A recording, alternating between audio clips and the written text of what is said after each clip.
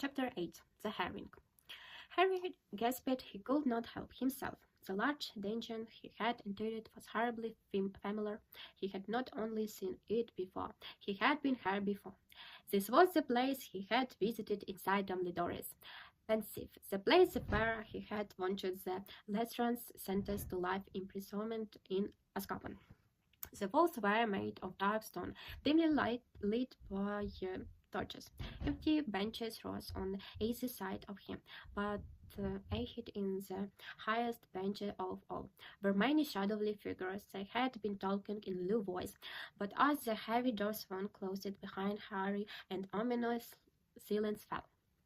A cold May voice ranged across the courtroom. "You're late." "Sorry," said Harry nervously. I didn't know the time he'd changed it. "That is not the Wizard's fault," said the voice, "and all was sent to you since morning. Take your seat." Harry dropped his case to the chair in the center of the room, the arms of which were covered in chains. He had seen those chains spring to life and being whoever sat between them. His footsteps echoed loudly as he walked across the stone floor. When he sat gingerly on the edge of the chair, in the chains clicking raised threateningly, but did not forbid him. Feeling crazy sick, he looked up the people seated at the bench above him. There were about 50 of them, all as far as I could see, wearing plum-colored robes with an elaborately worked silver wire on the left-hand side of their chest, and all staring down the noses at him, some with very austere expressions, as a look of frank curiosity. In the very middle of the front row sat Cornelius Fudge, the Minister of Magic. Fudge was a portly man who often sported a lime green bowler's hat, though today he had dispensed with it. He had dispensed with the indulgent smile he had once worn when he spoke to Harry. A broad squire Javet with very short grey hair sat on Fudge's left. She wore a monocle and looked forbidding. On Fudge's right was another witch, but she was sitting so far back on the bench, her face was in shadow. "Very well," said Fudge. "They're excused being present finally. Let us begin. Are you ready?" He called down the row. "Yes, sir," that said, and air was Harry knew. Ron's brother, Percy, was sitting at the very end of the front bench. Harry looked at Percy, expecting something of recognition from him, but not came. Percy's eyes behind him, her remind glasses, were fixed on his parchment, a quill poised in his hand. "Disciplinary hearing of the 12th of August," said Fudge in a ringing voice, and Percy began talking notes at once into offense committed under the degree for the reasonable restriction of underage sorcery and the international statute of secrecy by Harry James Potter, resided at number 4 Priory Drive, Little Wygging, Surrey. Internationals Cornelius Oswald Fudge, Minister of Magic. Amelia Susan Bones, head of the Department of Magical Law. Interformance James Umbridge, Senior Undersecretary to the Ministers. Cower Scribe Percy Intonation Wesley. Witness for the Defense Album Special Wulfric Brain Dumbledore, said a quiet voice from behind Harry, who turned his head so fast he checked his neck. Dumbledore was striding silently across the room wearing midnight blue roberts and perfectly calm expressions. He looked silver behind and hair that gleamed in the torchlight as he drew level with Harry and looked up the Fudge through the half moon. Spectacles that stayed halfway down his very crooked nose. The members of the wizarding mob were muttering. All eyes were now on Dumbledore's. Some looked annoyed, others slightly frightened, two elderly witches in the back row, however, raised their hands and waved in welcome. A powerful emotion had risen in Harry's chest at the sight of Dumbledore, a fire-filled, hopeful feeling rather like the which Phoenix Song gave him. He wanted to catch Dumbledore's eye, but Dumbledore was not looking his way. He was continuing to look up the obviously flustered Fudge. "Oh," said Fudge, who looked strongly disconcerted. "Dumbledore's, yes, you are got our message said the time and place of the hearing had been changed then." "I must have missed it," said Dumbledore cheerfully. "However, through a lucky mistake, I arrived at the ministry 3 hours early, to no harm done. Yes, well, I suppose we'll need another check. I Wesley, could you?" "No, to worry, not to worry," said Dumbledore pleasantly. He took out his wand, gave it a little flick, and a squashy shined armchaired of nowhere next to Harry. Dumbledore sat down, put the tips of the long fingers together, and looked at Fudge over them with an expression of polite interest. The whizzing moth was still muttering, and getting restlessly. Only when Fudge spoke again did they settle down. "Yes," said Fudge again, shoving his nuts. "When then? So the chimes? Yes."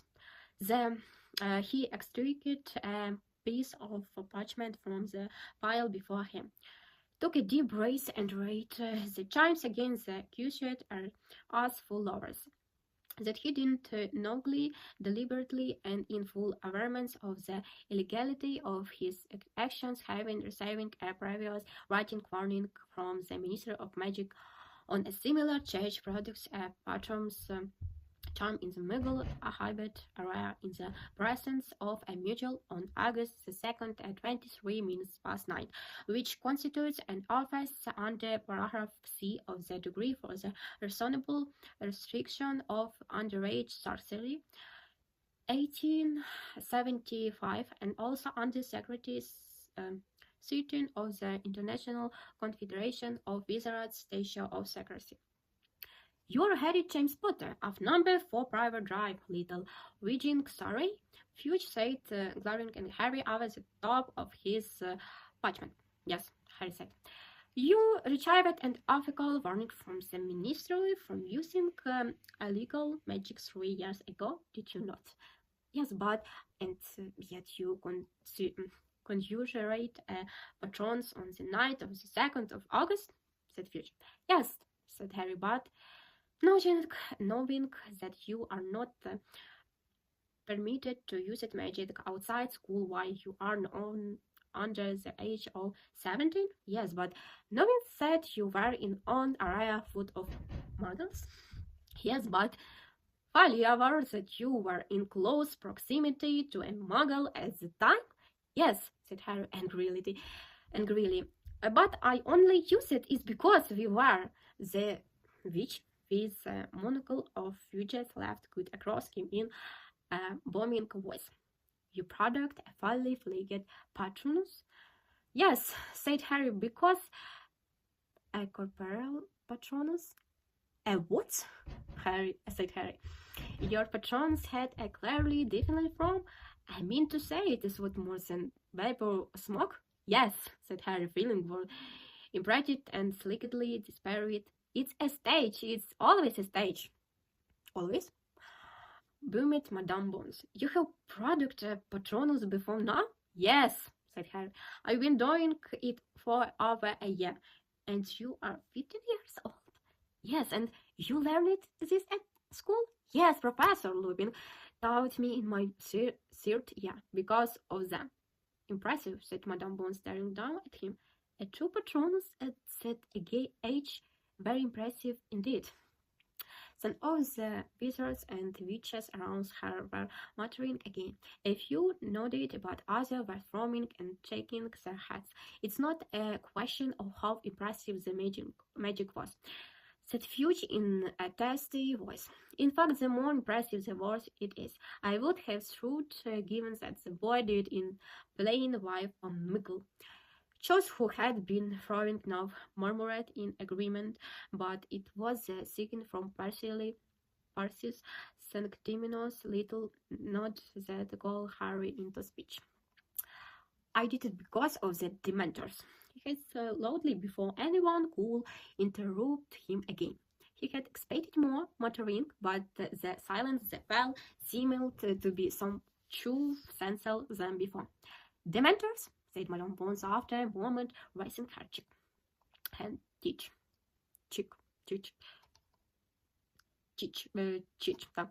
He browsed to that her monarch looked in the dunker of feeling out. What do you mean, boy? I mean the way to the mentors down the hallway and the one for me and my cousin. Oh, said Fuchs again, smirking unpleasantly as he looked around and the wise garment as through inviting them to share the joke. Yes, I thought we'd be having something like this. The mentors in little whinging? Madame Bon said it tones of great surprise. I don't understand. Don't you, Amelia? Said Fuchs, still smirking. Let me explain. He's been thinking it through and decided the mentors would make a very nice like cover story. But nice indeed. My girls can see the mentors can say, boy, highly convenient. So it's just your word and no whiteness? I'm not lying, said Harry loudly over noise outbreak of muttering from the court. There were two of the coming from opposite ends of the alley. Everything went dark and cold, and my cousin felt the ran for it. Enough, said Fuchs with a very surprised glorious look of his face. I'm sorry to interrupt, but I'm so would have be a very well rehearsed story. Dumbledore cleared his through. The whizzing mouth fell silent again. We do in fact have a witness to the presence of Dementors in the hallway. He had other than Dudley Dursley. I mean, Fuchs's plump face seemed to slacken as though somebody he let out of it. He started down in Dumbledore for a moment or two. Then, with an appearance of a man pulling himself back together, said, "We haven't got time to listen to more taradiddles, I'm afraid, Dumbledore. I want this dealt with quickly." "I may be wrong," said Dumbledore pleasantly, "but I'm sure that under the Wizard-mouthed share of rights, the accused has the right to present witness for his or case. It's that's the policy of the Dumbledore Department of Magical Law Enforcement. Madame Bones," he continued, addressing the witch in the monocle. "True," said Madame Bones. "Perfectly true." "Oh, very well," snapped Fuchs. "Where is the person? I brought her with me," said Dumbledore. "She's just outside the door. Should I?" "No, Wesley, you go." Fuchs barked at Percy, who got up the once higher down the stone steps from the juggle balcony and hastened past Dumbledore's and Harry without glancing at them. A moment later, Percy returned, followed by Mr. Fuchs. She looked scarce and more Betty than ever. Harry wished she had thrown two chains off of her carpet slippers. Dumbledore stood up and cue Mr. Fuchs his chair, conjuring a second of for himself. "Full name," said Fuchs loudly when Mrs. Fig had perched herself nervously on the very edge of her seat. "Arabella Dorrit Fitch," said Mr. Fitch in her queerly voice. "And who exactly are you?" said Fuchs in a bored and lovely voice. "I'm a recite of a little wagon close to where Harry Potter lies," said Mr. Fig. "We have to record it of any witch or wizard living in little wingling houses than Harry Potter," said Madame Bones at once. "The situation has always been closely monitored given past events. I'm Squire for," said Mr. Fig. So you wouldn't have me register it, would you?" "Squire," said Fuchs, eyeing her suspiciously. "Well, be chicken that. You'll leave details of your parentage with my assistant, Wesley. Incidentally, can Squibes see Dementors?" he added, looking left and right along the bench front, he said. "Yes, we can," said Mrs. Fig indignantly. Fuchs looked back down and here his eyebrows raised. "Very well," he said coolly. "What is your story?" I had turned out to buy cat food from the corner shop at the end of Wisteria Walk. Shortly after 9 on the evening of the 2nd of August. Cablet Mr. Fig had once through she had learning what she was saying about her. When I heard a disturbance down the alleyway between Magnolia Crescent and the Wisteria Walk. On approaching the marge of the alleyway, I saw the mentors running. Running? Said Madame Bond sharply. The mentors don't run. They glide. That's what I mean to say, said Mr. Fig, quickly purchase of pink the panties in the wizard checkers, gliding along the alley toward what looked like two boys. What does they look like? Said Madame Bond, narrowing her eyes to the monocle's angles disparate into her flesh. Well, one was very large and the other on razor skinny. No, said Madame Bones impatiently, the Dementors. Describe them. Oh, said Mr. Fish, the pink blush creasing up neck now. The very big and very clockles. Harry felt horribly sneaking in the pit of his stomach. Wait where Mr. Fig said to the contrary, it counted to him as through the most she had ever seen was a picture of Dementor, and picture could never convey the truth of that these beings were like. The area was then moved hovering inches over the ground, of the nodding smell of them, or that terrible rattling noise that made us say socket on the surrounding air. A dimply wizard with a large black mustache in the second row, leaning close to him, his neighbor.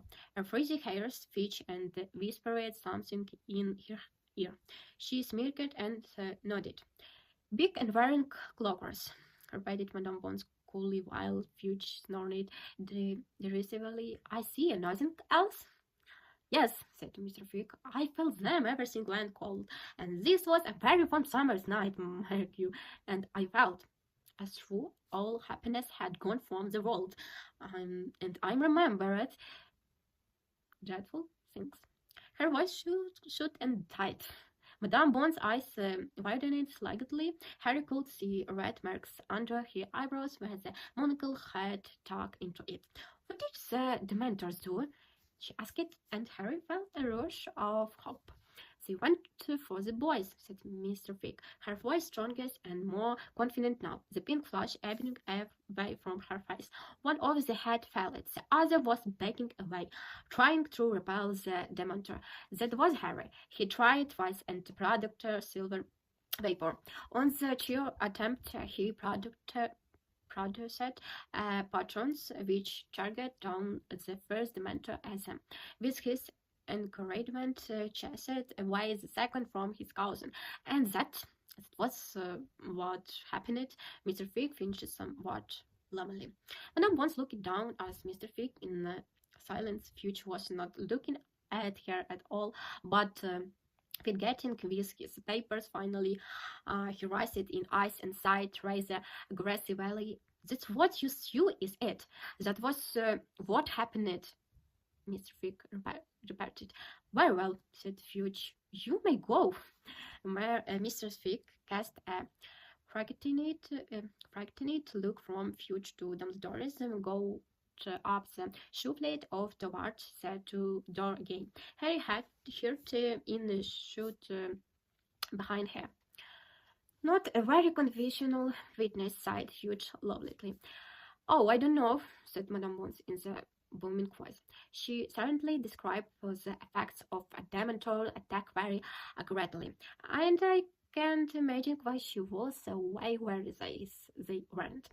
But Dementors fading into a Muggle suburb and just happening to come across a busy cars, snorted Fudge. The others on that must be very, very long. Even Bagman wouldn't have that. Oh, I don't think any of the believers the Dementor the boy coincidence, said Dumbledore lightly. The witch sitting to the right of Fag, which with her face in shadow, moved slightly by everyone else who was quite still and silent. "And what is for that supposed to mean?" asked Fuchs icily. "It means that I think they were ordered there," said Dumbledore. "I think there might have a recorded of it if someone had ordered a pair of Dementors to go strolling through Little Wagging," barked Fuchs. "Not if the Dementor are taking orders from someone other than the Ministry of Magic these days," said Dumbledore calmly. "I have already given you my views on these matters, Cornelius." "Yes, you have said future forcefully, and I have no reason to believe that your wives are nothing other than milk, Dumbledore.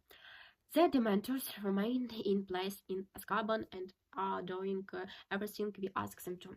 "Then," said Dumbledore quietly but clearly, "we must ask ourselves why somebody within the Ministry ordered a pair of Dementors into the hallway on the 2nd of August. In the complete silence that greeting cheers for the speech to the right of huge learned forward so Harry saw her for the first time. He thought she looked just like a large ball toad. She was rather squat with a broad, flabby face, as little neck as Uncle Vernon, and a very wide leg mouth. Her eyes were large, round, and slightly bulging. Even the little black velvet how patched on top of the shawl currently hair put him in mind of a large fly she was about to catch on a long sticky tongue. The chair reconciles Dollar James Umbridge, Senior Undersecretary to the Minister, said Fuchs. The witch spoke in a fluttery, girlish, high-pitched voice that took Harry aback. He had been expecting a crowd. "I'm sure I must have misunderstood you, Professor Dumbledore," she said with a simple that left her brain-crowned eyes as cold as ever. "So silly of me, but it sounded for Tennessee moment as though you were suggesting that the Ministry of Magic had ordered an attack on this boy." She gave a silvery light that made the hairs on the back of Harry's neck stand up. "A few other members of the Wizardmouth like it with her. It could not have been plain that not all of them was really amused. If it is true that the Dementors are taking orders only from the Ministry of Magic, and it is also true that 2 Dementors attacked Harry and his cousin a week ago, it follows logically that somebody in the Ministry might have ordered the attacks," said Dumbledore politely. "Of course, this particular Dementors may have been outside Ministry control." "There are no Dementors outside Ministry control," specified Fuchs, who had turned bright red. Dumbledore inclined his head a little bit. Then undoubtedly the Ministry will be making a full inquiry into why 2 Dementors were so very far from Azkaban and why they attacked without authorization. "It is not for you to decide what the Ministry of Magic does or does not do, Dumbledore," snapped Fawkes, now a shade of magenta of which Uncle Vernon would have been proud. "Of course it isn't," said Dumbledore. "Middles, I was merely expressing my confidence, and the matter will not go unvisited." He glanced at Madame Bones, who readjusted her monocle and stared back at him, flowing slightly. "I will remind everybody that the behavior of them Dementors, if indeed they are not figments of this boy's imagination, is not the subject of this hearing," said Fuchs. "We are here to examine Harry Potter's offense under the degree from the reasonable restriction of underage sorcery." "Of course we are," said Dumbledore, "but the presence of Dementors in the hallway is highly relevant. Clause 7 of the degree states that magic may be used before muggles in exceptional circumstances kiss and those exceptional circumstances includes situations that threat the life of the wizard of Switch himself, of Switch's wizards of Muggles present at the time of that. We are familiar with Clause 7. Thank you very much, Charlotte Fuchs. Of course you are, said Dumbledore courteously. Then we are in agreement. Harry's use of the parenthesis charm in this circumstance fall precisely into the category of exceptional circumstances it describes. If there were the mentors which I double. You have heard from an eyewitness. Dumbledore interrupted. If you still doubt her truthfulness, I'll call her back, question her again. I'm sure she will not object. Is it not? Blasted Fuge, feeding with papers before him. It's I want this hour with today, Dumbledore. Quite naturally, you will not hear many times you heard from a witness if the alternative was serious miscarrying of justice, said Dumbledore. Serious miscarriage, my hat, said Fuge at the top of his voice. Have you ever bothered thought up the number of cock and bull stories this boy has come out with? Dumbledore, while trying to cover up his flagrant misses of magic out of school. I suppose you're forgetting the Harvard charm he used it 3 years ago. That once me it was a house elf, said Harry. You see?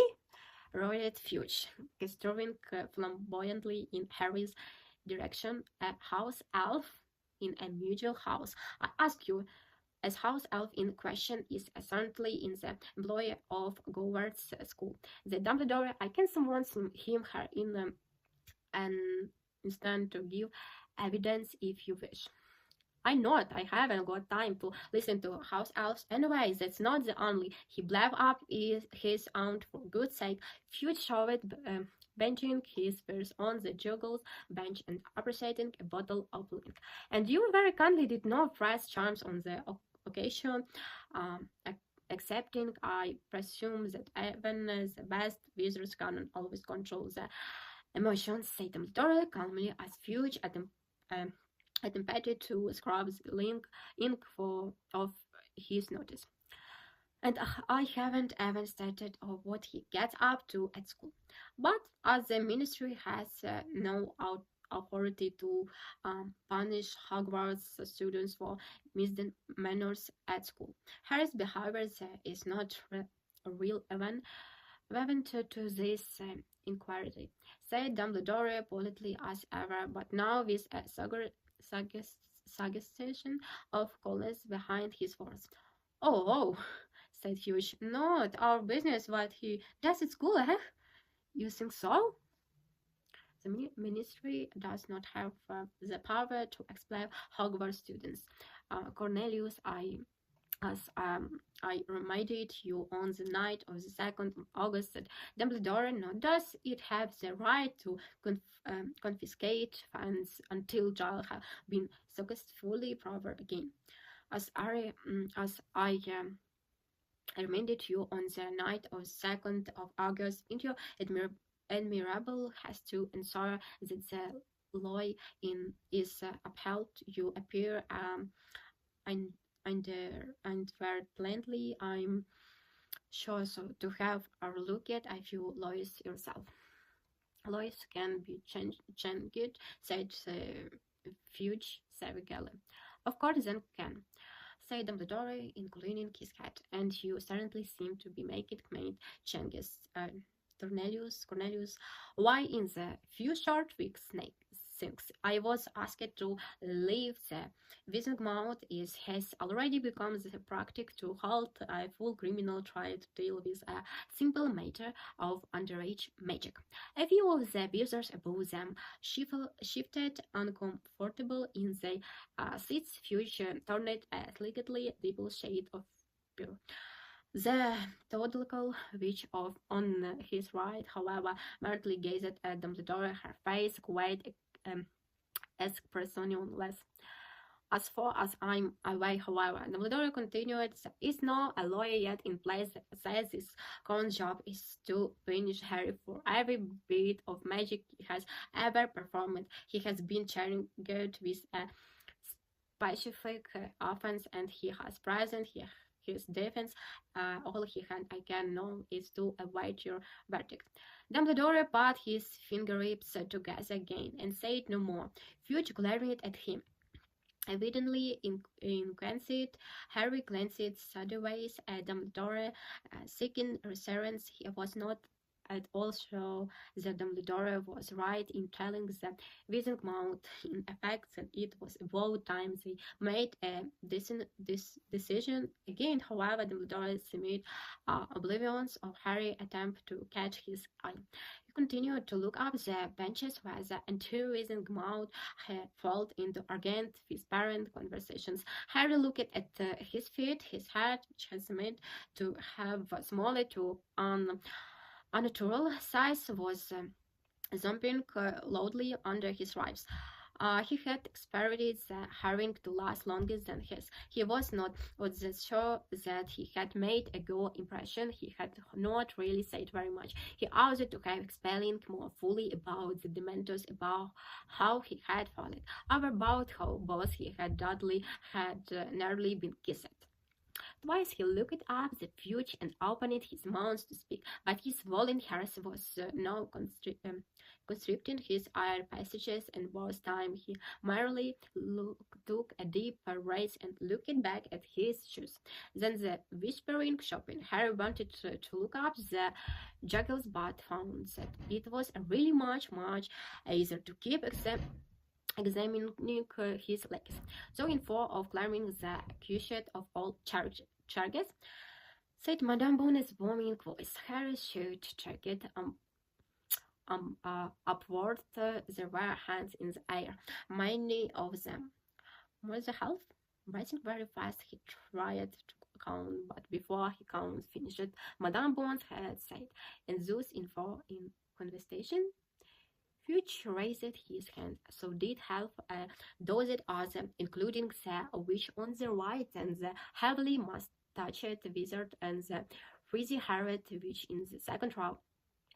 Fudge glanced around at them all, looking as through a small sounding glass struck in his throat, then lowered his own head. He took two deep breaths and then said in a voice distorted by suppressed rage, very well, Clarinet of a church.